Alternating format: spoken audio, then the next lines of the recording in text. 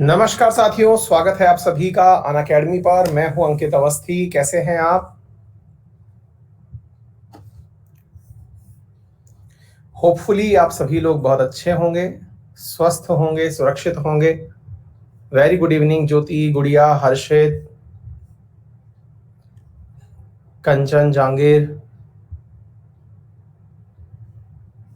Thank you so much बेटा। Chintu, Shubham, Ankita, Kanak, Manish, Argha, Aarti, Debashish, Shivranjan, Priya, Shankar, Kirti, Mohammad Arif, Pankaj, Ajay Singh, Manisha, Prachi, Ankita, Shri, Vikas, Rajnath, Murali, Priyanshi, Jyoti Singh. Very good evening all of you. Hopefully आप सभी लोग बहुत अच्छे होंगे।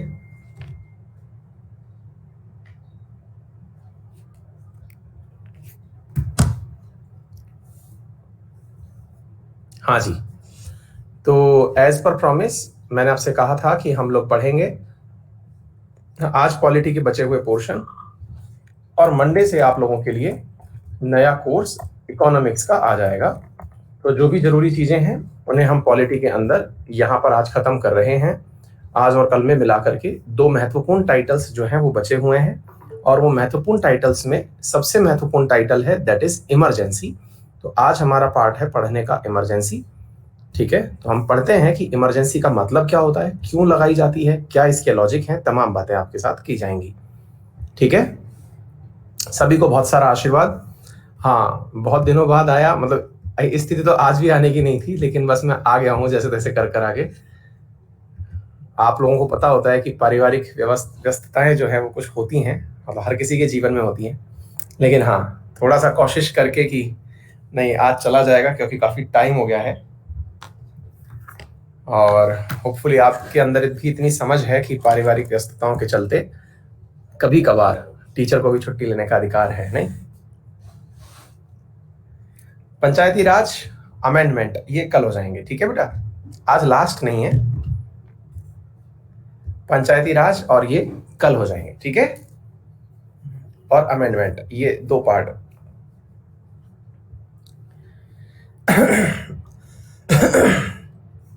हाँ जी, प्रवीण लिख रहे हैं अगर दिल्ली के साथ साथ मुंबई में भी सुप्रीम कोर्ट हो तो दिल्ली के कंप्लेंट मुंबई में कर सकते हैं क्या? बिल्कुल प्रवीण कर सकते हैं, है ना, पर वो डिपेंड्स कि सुप्रीम कोर्ट चाहता है कि नहीं चाहता है अपनी एक और ब्रांच बनाना।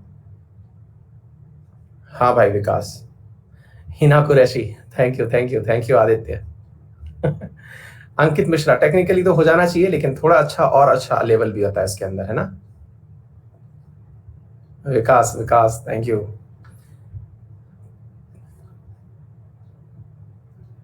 करिश्मा, सर स्टेट पीसीएस और सीजीएल में कौन सा एग्जाम दें? बेटा दोनों ही बिल्कुल अलग हैं। सीजीएल निकालने के बाद भी लोग स्टेट पीसीएस देते हैं। अगर आपको अच्छा तैयारी है आपकी कि स्टेट पीसीएस निकल सकता है तो स्टेट पीसीएस दो, फिर सीधा ही नहीं पहुंचो।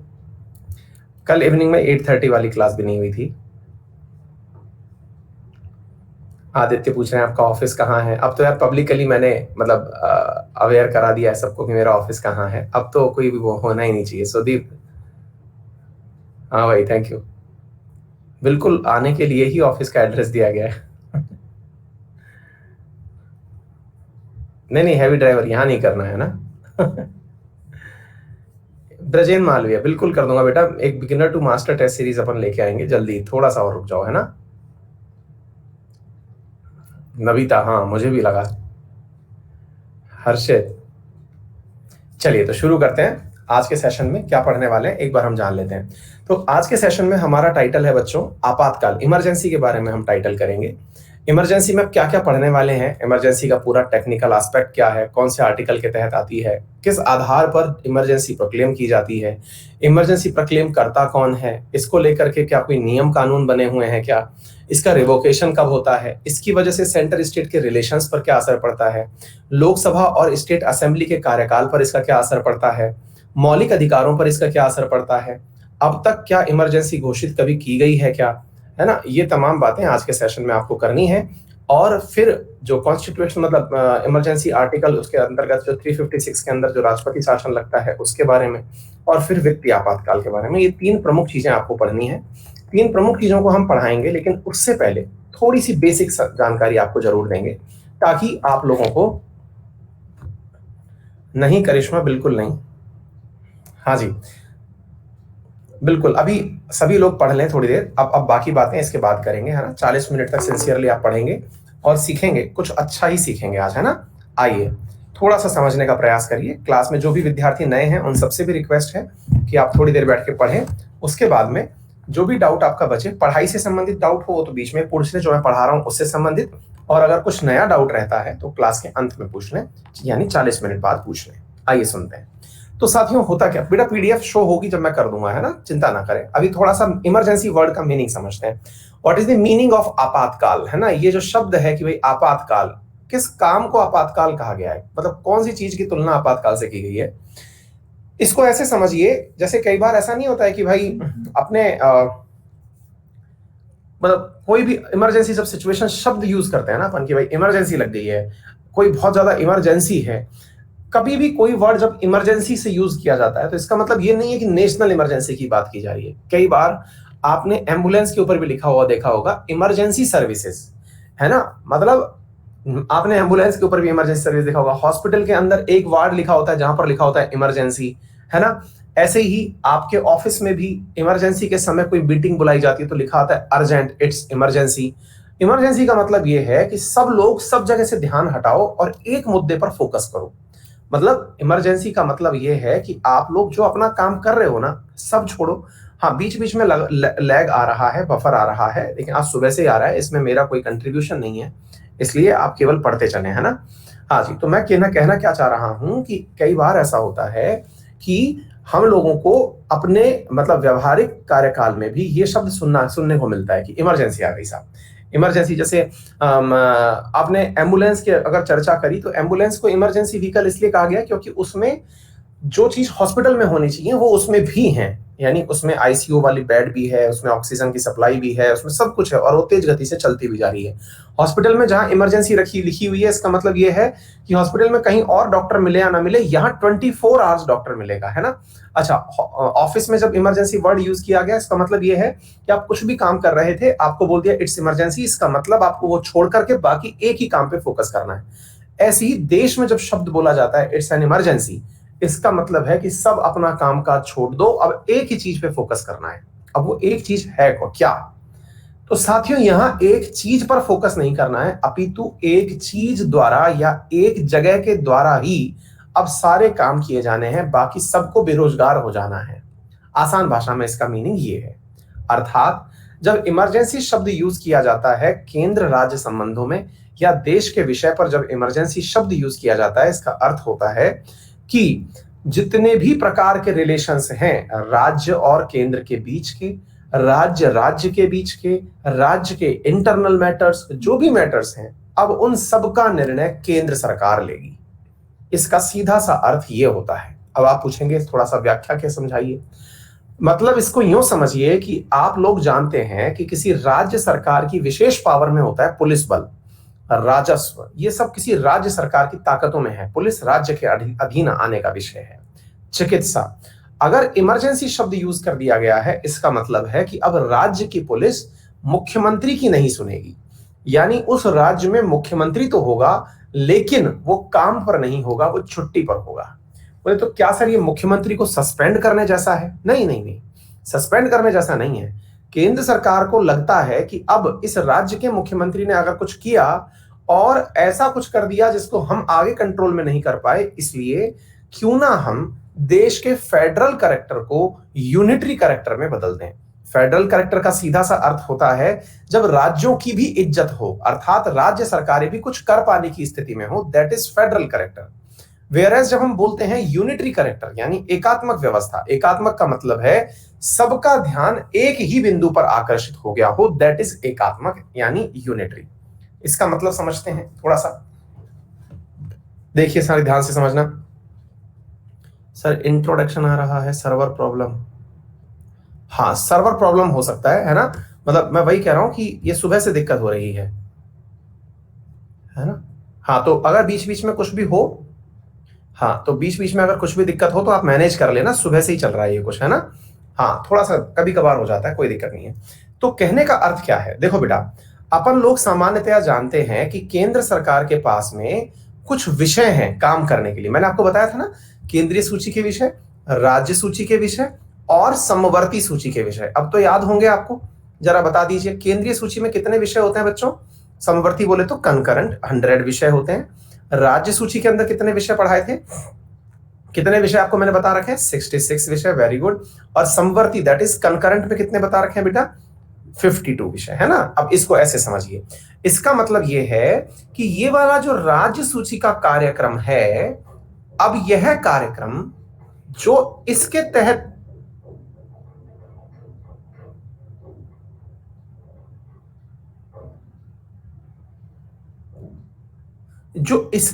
लिखे गए कार्य थे, किसके तहत लिखे हुए कार्य थे?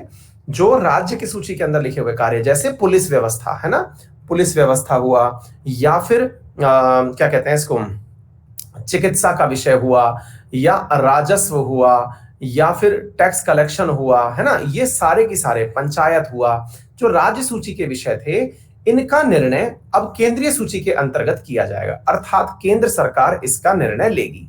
अब आप पूछेंगे सर ये कोई छोटी बात है या बड़ी बात है, मतलब इसको हम कैसे माने, है ना? हाँ हाँ बेटा, आ रहा है, ये मेरी तरफ से नहीं आ रहा है लेकिन, है ना, हाँ ये सर्वर में कुछ प्रॉब्लम है उसकी वजह से आ रहा है, हाँ, है ना। तो जब तक चल पा रही है क्लास पढ़ लीजिए, अगर बहुत ज्यादा दिक्कत आ जाएगी तो हम क्लास को रोक देंगे, है ना। हाँ ध्यान से सुनते चलिए। तो अभी क्या है कि अगर हम केंद्र और राज्य की बात कर रहे हैं तो अब एक बड़ा सवाल बनता है, तो सर ये बहुत बुरी बात है क्या? मैंने कहा चलिए इसका मीनिंग मैं समझा देता हूं, बुरी बात है या अच्छी बात है। बेटा राज्य सूची पर निर्णय लेने के लिए आप लोग राज्य सरकारों का गठन करते हैं। राज्य सरकारें मतलब जैसे आप लोगों ने गठित कर रखी हैं हरियाणा सरकार, पंजाब सरकार, उत्तर प्रदेश सरकार, बिहार सरकार, राजस्थान सरकार, इस प्रकार से ये राज्य के अंतर्गत कार्य कर रही हैं। जरा सोचिए कि जब आपकी चुनी हुई सरकार यूजलेस हो जाए तो उस विषय को चिंता का विषय मानेंगे या नहीं मानेंगे? यानी कि राज्य किसी भी प्रकार के निर्णय लेने के लिए अब आजाद ना हो, अर्थात सारा कार्य जब जो संघीय व्यवस्था के तहत दिया गया कार्य था अब वो पूरी तरह यूनिटरी हो जाए। आप में से कई लोग ऐसा सोचते हैं, जैसे मैं अभी कल परसों शब्द यूज कर रहा था इमरजेंसी, तो बच्चों के दिमाग में डाउट था कि सर क्या इमरजेंसी का मतलब हम ये निकाल लें कि राज्य में अब आर्मी का शासन हो जाएगा? एक बार के लिए मैं आपसे भी पूछ लेता हूं, चलिए बताइए, क्या इमरजेंसी का अर्थ सेना का शासन होता है? यस और नो में बताएं। क्या मतलब इमरजेंसी का मतलब यस और नो में बताएं कि सेना का शासन होता है? अगर होता है तो यस और नहीं होता है तो नो।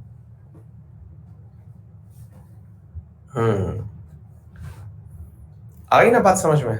मतलब अभी भी अपनी क्लास में भी 20% लोगों को लगता है कि इमरजेंसी का मतलब होता है सैनिक शासन, है ना, जबकि ऐसा नहीं होता है। क्या आपको बात समझ में आ रही है? अर्थात तख्ता पलट नहीं है ये, यही मैं आपको इतनी देर से समझाना चाह रहा हूं, ये तख्ता पलट नहीं है। पाकिस्तान में होता है वैसा नहीं है इमरजेंसी सुरेश, नेशनल इमरजेंसी में भी ऐसा नहीं होता है, ना प्रेसिडेंशियल रूल में ऐसा होता है, किसी भी प्रकार के में दिक्कत नहीं होता है ये। तो फिर सर फिर वो क्या होता है ना, दिमाग में क्यूरोसिटी बनेगी, फिर सर वो क्या होता है? एक विद्यार्थी पूछा तख्ता पलट को इंग्लिश में क्या कहते हैं? कू। तख्ता पलट कू कहलाता है। तो फिर आप पूछेंगे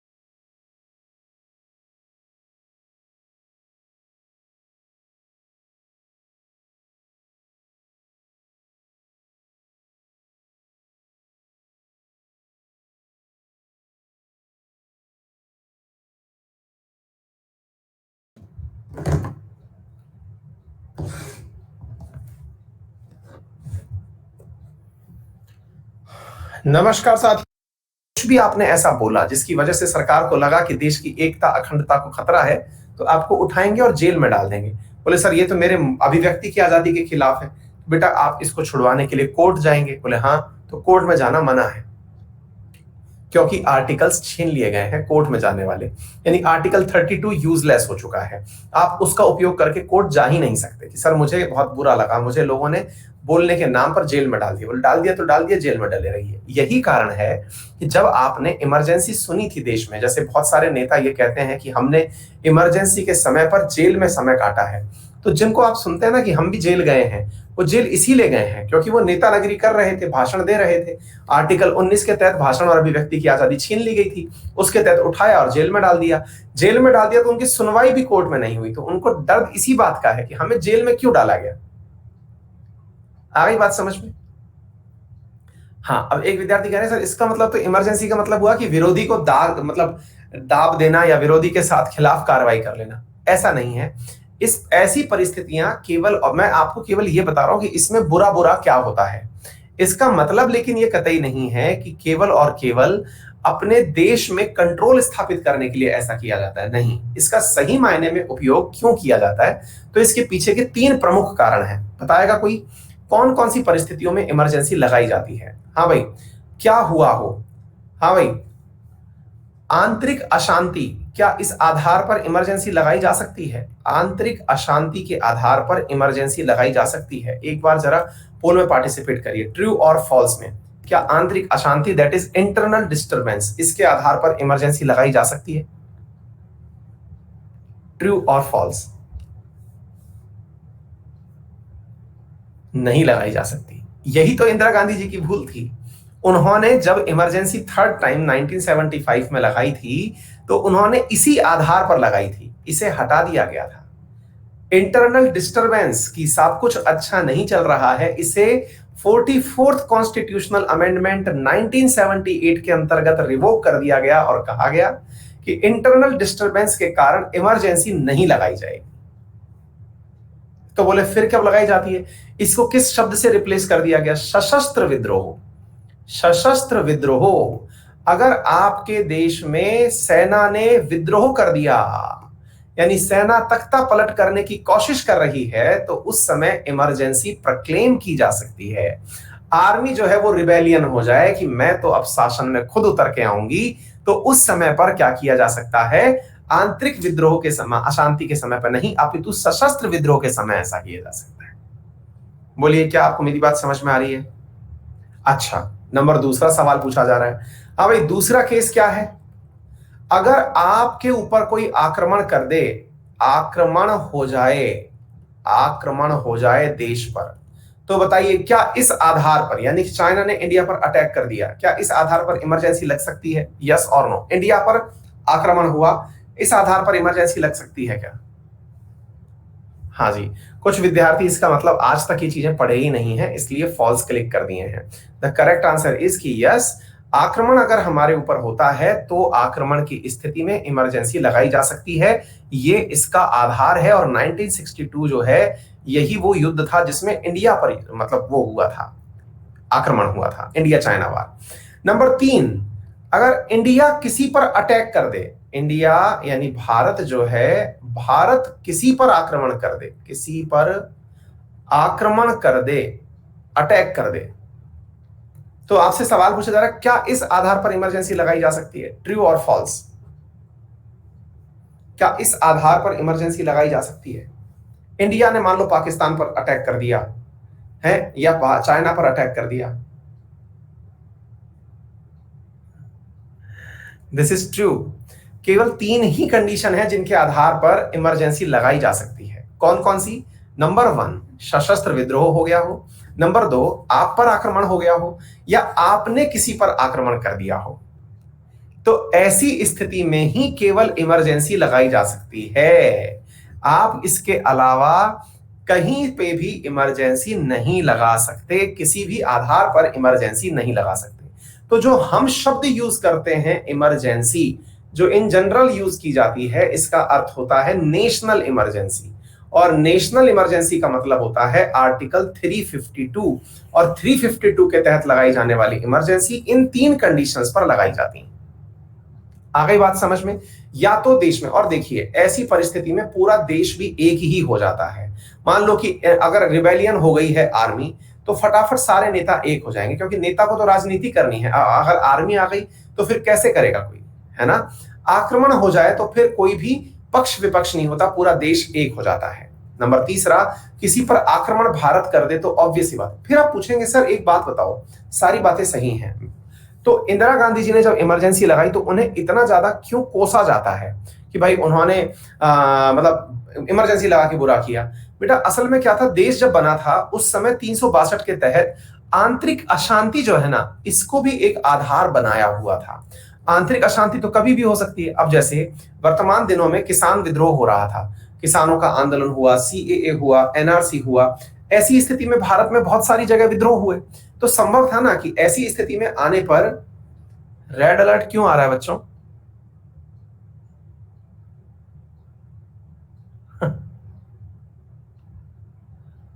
हाँ, मैं इसमें कुछ भी नहीं कर रहा हूं, सर्वर का इशू है तो आप उसे मैनेज कर ले। देखिए अगर बिल्कुल क्लास दिखना बंद हो जाए तो मुझे बता देना, है ना। जब तक सुन पा रहे हो तब तक चलने देना, है ना। हाँ, कोई बात नहीं, मतलब आपको वो बता रहा है कि दिक्कत जो है वो सर्वर की है ना। अच्छा, तो अब मैं आपसे क्या बोल रहा हूं, ये 3 परिस्थितियां दी मैंने आपको कि जिस समय पर आप पूछेंगे कि सर एक बात बताइए, इसमें तो कोई बुराई नजर नहीं आती, लेकिन सर मुझे एक बात बताओ, उस समय पर यह काम करने की क्या आवश्यकता है कि किसी राज्य से उसका अधिकार छीन करके केंद्र सरकार खुद निर्णय ले रही है? सर ये तो बहुत बुरी चीज है ना। फिर ऐसा मतलब क्यों किया, मतलब केंद्र सरकार किसी राज्य के अधिकार क्यों छीनना चाहती है? तो ये बात तो अच्छी है भाई। भाई राज्य सरकार केंद्र के खिलाफ कार्य, मतलब केंद्र सरकार राज्य के खिलाफ कार्य क्यों करेगी जब इमरजेंसी लगानी है? तो अब तो दुश्मन से लड़ना है ना, तो दुश्मन से लड़े। इसका आंसर ये है साथियों कि उस समय की परिस्थितियों का कुछ पता नहीं होता है। मान लीजिए कि किसी राज्य के अंदर वहां के राजनेता भावनाओं में बह करके कोई ऐसा भाषण दे दें, जैसे जम्मू कश्मीर में बहुत बार हुआ है कि वहां के नेताओं ने कई बार पाकिस्तान के समर्थन में बातें कर दी।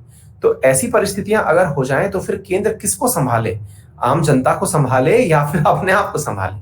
इसलिए इमरजेंसी लगाई जाती है, ठीक है। तो ये बात तो हुई मैंने आंतरिक अशांति वाली बताई। इसके सारे तथ्यात्मक जानकारी कैसे लगाई जाती है, क्या कुछ है, ये मैं आपको अभी और डिटेल में बता दूंगा। क्या संबंधों पर असर पड़ता है ये मैंने आपको समझा दिया। सवाल बनता है कि क्या इससे चुनावों पर भी फर्क पड़ता है क्या? बिल्कुल चुनावों पर भी फर्क पड़ता है। फर्क ये पड़ता है कि इससे जो चुनाव है वो एक्सटेंड किए जा सकते हैं, ठीक है ना। मतलब इमरजेंसी अगर लगी है तो एक बार में 1 साल के लिए चुनाव एक्सटेंड किए जा सकते हैं। मौलिक अधिकारों के बारे में बता दिया, 20 और 21 को छोड़ करके बाकी सारे मूल अधिकार जो हैं वो सस्पेंड हो जाते हैं, ठीक है। अभी इसका जो तथ्यात्मक जानकारी है ये भी हम इसमें से पढ़ लेंगे, आप उसकी चिंता मत करिए। दूसरी एक इमरजेंसी और होती है, दैट इज आर्टिकल 356, राष्ट्रपति शासन। अब इसका क्या मीनिंग निकालें हम, जरा इसे समझिएगा साथियों। पहला था नेशनल इमरजेंसी और दूसरी है कॉन्स्टिट्यूशनल इमरजेंसी, जिसे राष्ट्रपति शासन के नाम से जाना जाता है। सवाल बड़ा स्पष्ट है, सर इसमें क्या होता है? आइए इसके बारे में अब मैं आपको बात बताता हूं। 2 चीजें आपको सीखनी है। पहली एक है national emergency, article 352 NI, national emergency, ठीक है। दूसरी है साथियों 356, ये क्या है? राष्ट्रपति शासन, कॉन्स्टिट्यूशनल इमरजेंसी। तो आप में से कई बार कुछ लोगों को कंफ्यूजन ये हो जाता है कि सर इसका मतलब तो ये हुआ कि राष्ट्रपति का शासन तो पूरे देश पर ही है, तो ऐसी स्थिति में तो फिर 356 क्यों, इसको 352 कहना चाहिए, है ना। तो फिर आपको अर्थ समझना है साथियों। 352 के तहत जब इमरजेंसी लगती है तो पूरे देश पर लगती है। इसमें जब इमरजेंसी लगती है तो किसी राज्य पर लगती है, अर्थात पूरे देश में से जितनी भी राज्य सरकारें हैं उनका सारा काम छीन करके केंद्र अपने पास ले लेता है। लेकिन जब राष्ट्रपति शासन लगता है तो जिस राज्य में लगा है उस राज्य का सारा कामकाज वहां की सरकार से छीन करके और केंद्र अपने पास ले लेता है। बोलो ये बात समझ में आई? एक बार थम्स अप करिए। केंद्रीय नेशनल इमरजेंसी पूरे देश में लग रही है, ये वाली किसी एक देश में लग रही है, और मैंने सरल रूप से समझा दिया। नेशनल इमरजेंसी में राज्य का सारा की सारा कारोबार केंद्र अपने हाथ में ले लेता है, दूसरे वाले में केवल एक राज्य का कारोबार अपने हाथ में लेता है, ठीक है। बहुत सारे राज्यों में लगी है, अभी थोड़े दिन पहले महाराष्ट्र में लगी है ना, और क्या कहते हैं इसको, जम्मू कश्मीर में एनआरसी आने से पहले वहां लगी हुई थी, पश्चिम बंगाल में, महाराष्ट्र, पंजाब, हरियाणा, हर राज्य में, लगभग सब राज्यों में लग चुकी है इमरजेंसी, है ना। ये वाली राष्ट्रपति शासन लग चुका है। बोले अच्छा, तो फिर सर राष्ट्रपति शासन इतना ही कॉमन है, तो फिर इस इमरजेंसी को इतना बुरा क्यों कहा जाता है? आपने तो यही कहा ना, सभी राज्यों का काम केंद्र ने ले लिया तब तो हो गई नेशनल इमरजेंसी, किसी एक राज्य का कामकाज केंद्र ने ले लिया तो हुई राष्ट्रपति शासन यानी कॉन्स्टिट्यूशनल इमरजेंसी। फिर तो कोई बुरी बात नहीं है सर। मैंने कहा हाँ, इसमें अब एक बात और भी है, अब वो समझना। जब नेशनल इमरजेंसी लगती है यानी कि 352 वाली जब लगती है तो मूल अधिकार भी समाप्त कर दिए जाते हैं। मूल अधिकारों के लिए आपका कोर्ट जाने का जो अधिकार है वो छीन लिया जाता है। क्या आपको मेरी बात समझ में आ रही है? अर्थात केवल आर्टिकल 20 और 21 आपके पास होते हैं, आपके पास जीने का अधिकार होता है, आपको जेल में जाने के विरुद्ध बोलने का अधिकार होता है, लेकिन अन्य अधिकार आपसे छीन लिए जाते हैं। वहीं जब राष्ट्रपति शासन लगता है तो मूल अधिकारों पर कोई फर्क नहीं पड़ता। क्या आपको मेरी बात समझ में आ रही है? जब राष्ट्रपति शासन लगता है तो मूल अधिकारों पर कोई फर्क नहीं पड़ता। कौन से आर्टिकल के तहत होता है ये? 356 के तहत होता है। बोलिए, क्या आपको यहां तक की बात समझ में आ गई? ठीक है। तीसरी बात यह है बच्चों, इस प्रकार की इमरजेंसी क्योंकि इसमें मूल अधिकार भी छीने जा रहे हैं, इसलिए संसद के विशेष बहुमत की आवश्यकता होती है। इसको करने के लिए जो संसद है उसके विशेष बहुमत की, है ना, 50% से अधिक वाले बहुमत की आवश्यकता होती है। लेकिन जब राष्ट्रपति शासन लगता है तो चूंकि एक राज्य में लग रहा है और इसकी वजह से कोई मूल अधिकार प्रभावित नहीं हो रहे, तो ऐसी स्थिति में यहां पर साधारण बहुमत से भी इसे लगाया जा सकता है। आ गई बात समझ में? अच्छा, चौथी बात, इमरजेंसी लगाने के लिए इमरजेंसी की रिकमेंडेशन कैबिनेट के द्वारा रिटर्न में राष्ट्रपति को दी जाती है।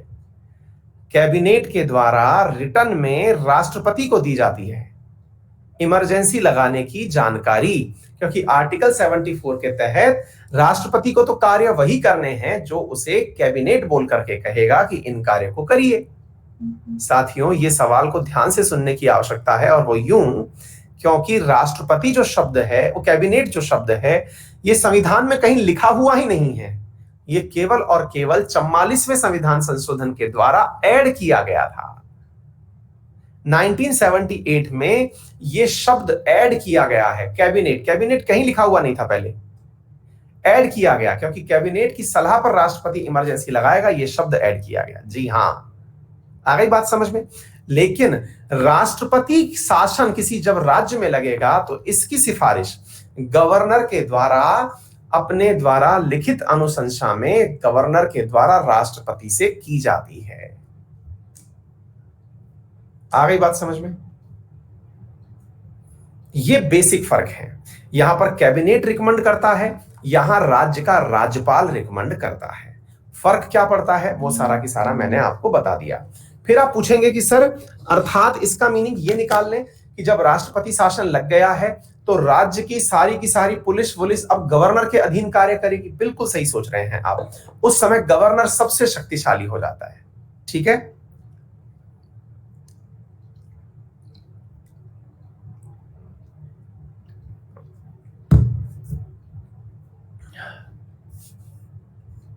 हाँ जी।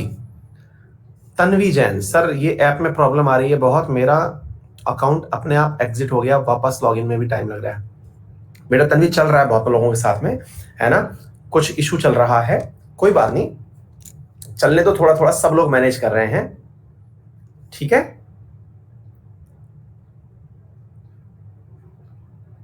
खुशबू तिवारी, सही है। ऐसा क्यों कह रही हो? ठीक है, हाँ जी। तो उम्मीद है आपको ये बात समझ में आ गई होगी। ये कुछ तथ्यात्मक जानकारी है, किस राज्य में कितनी बार लगा। जैसे राजस्थान में 4 बार लग गया, है ना, सबसे पहले पंजाब में लगा, उत्तर प्रदेश में बहुत बार लग चुका है। ये सब तथ्यात्मक जानकारी है, आपके सामने लिखी हुई है। Maximum number time Uttar Pradesh देख रहे हैं, है ना, मणिपुर है। यहाँ पर कुछ तथ्यात्मक जानकारी और देख लेना। पहला राष्ट्रपति शासन पंजाब के अंदर पेप्सू राज्य हुआ करता था, तब लगाया गया है। दिनों के आधार पर सबसे ज्यादा दिन का शायद उत्तर प्रदेश में लगाया गया है, ये चेक कर लेना, है ना। कुछ फैक्चुअल डेटा है, अगर आप चाहेंगे तो मैं ये ढूंढ के बता दूंगा।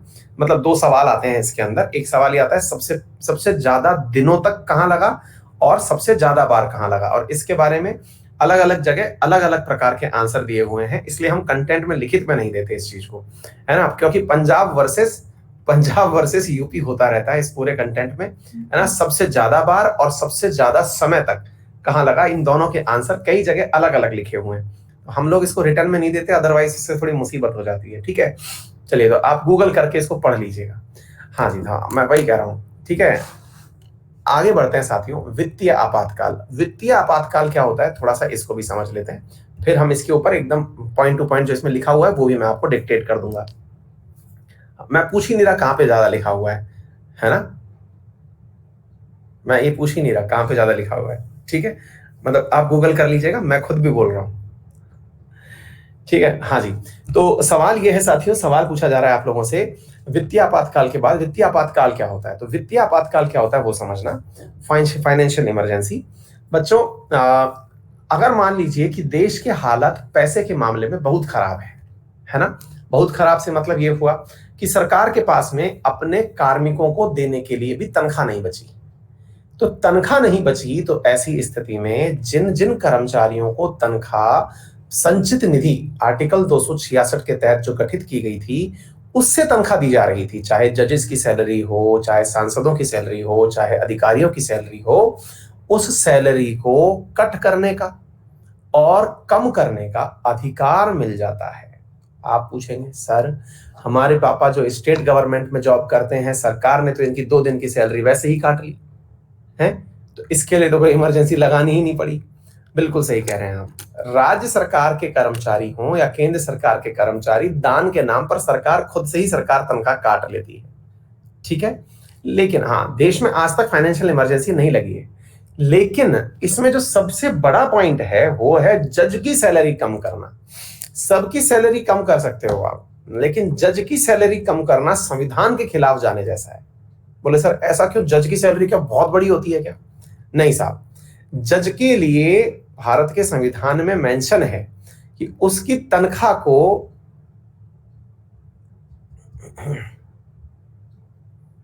जज के लिए संविधान में मेंशन है कि उसकी तनख्वाह को कम नहीं किया जा सकता। आ गई बात समझ में? उसको कम इसलिए नहीं किया जा सकता कि ये कई बार सरकार के द्वारा एक प्रकार से जज को प्रताड़ित करने की नीति भी मानी जा सकती है। तो जज की सैलरी को कम नहीं किया जा सकता। तो जज की सैलरी को कम नहीं किया जा सकता तो उसकी सैलरी काट कैसे सकते हो आप? इसलिए एक वर्ड डाला गया, दैट इज फाइनेंशियल इमरजेंसी। तो ये जो फाइनेंशियल इमरजेंसी है ये सबकी तनख्वाह काटने का अधिकार देती है जो संचित निधि से जा रहे हैं। लेकिन चूंकि न्यायपालिका में किसी भी प्रकार की सेवा शर्तों में आप परिवर्तन नहीं कर सकते पद पर बैठने के बाद, और आप उनकी तनख्वाह काटने की बात कर रहे हो, तो ये अपने आप में इमरजेंसी के कानूनों के तहत यानी आर्टिकल 360 के तहत ही लाया जा सकता है। आज तक देश को ऐसी स्थिति का सामना नहीं करना पड़ा, इससे अपन बचे हुए हैं। उम्मीद है आपको ये बात अच्छे से समझ में आ गई होगी। अगर हम आर्टिकल 352 वाली इमरजेंसी की बात करें तो वो 3 बार लगी। नंबर 1 1962 में, नंबर 2 1971 में, नंबर 3 1975 में। वित्तीय आपातकाल एक बार भी नहीं लगा। राष्ट्रपति शासन बहुत सारे राज्यों में बहुत बार लग चुका है, उसकी मैंने पूरी लिस्ट आप लोगों को दे दी है। सारी की सारी बातें मैंने समझा दी हैं। अगर आपको यहां तक कुछ भी समझने में दिक्कत आया हो तो मुझसे पूछ सकते हैं।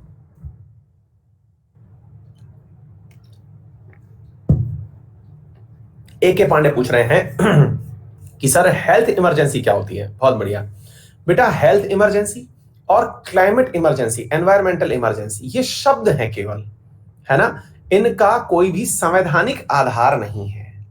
भविष्य में आपसे पूछा जा सकता है कि हेल्थ इमरजेंसी, पर्यावरण इमरजेंसी ये किस आर्टिकल के तहत लगाई जाती है, तो भावनाओं में बह करके आर्टिकल 352 मत कर देना। इसके ऊपर कहीं पर भी शब्द यूज नहीं किया गया है, कोई से भी आर्टिकल में इनके बारे में चर्चा ही नहीं की गई है। सुरेश पूछ रहे हैं 1975 में क्यों लगाई गई थी? बेटा बताया ना, इंटरनल डिस्टरबेंस, जो कि बाद में उस शब्द को ही हटा दिया गया। आ गई बात समझ में? हाँ, एक सवाल बच्चे ने पूछा, सर कॉन्स्टिट्यूशनल इमरजेंसी में सुप्रीम कोर्ट में जा सकते हैं क्या? बिल्कुल जा सकते हैं। और इसी आधार पर मैं आपको रिसेंट उदाहरण देता हूं कि जब आर्टिकल 356 के तहत महाराष्ट्र में इमरजेंसी लगाई गई थी, तो उसके खिलाफ सुप्रीम कोर्ट में ही सुनवाई हुई थी और सुप्रीम कोर्ट के कहने पर जो राष्ट्रपति शासन है महाराष्ट्र से वो हटाया गया। रिसेंट उदाहरण है। इमरजेंसी में सुप्रीम कोर्ट बिल्कुल संदीप बिल्कुल फ्री होती है, बात कोई काम नहीं होता है उसके पास। 20 और 21 आर्टिकल की सुनवाई कर रही होती है। ठीक है,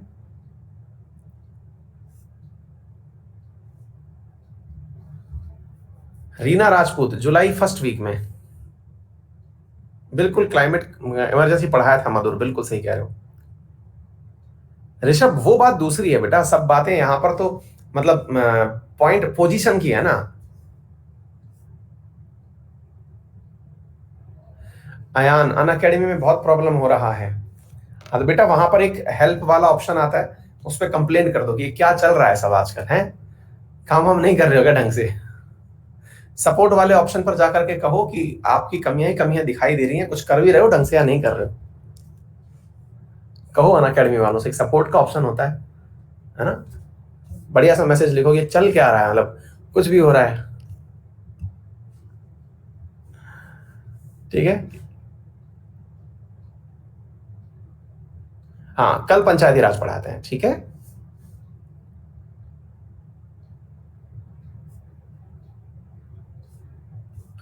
कुछ हो सकता है, मतलब टेक्निकल चीजें हो जाता है।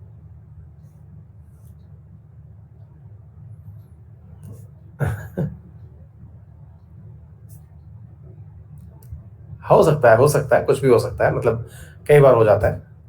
ठीक है, चलिए, ऑल द वेरी बेस्ट, करिए आराम से। ठीक है बेटा, मिलते हैं, आज के लिए इतना ही।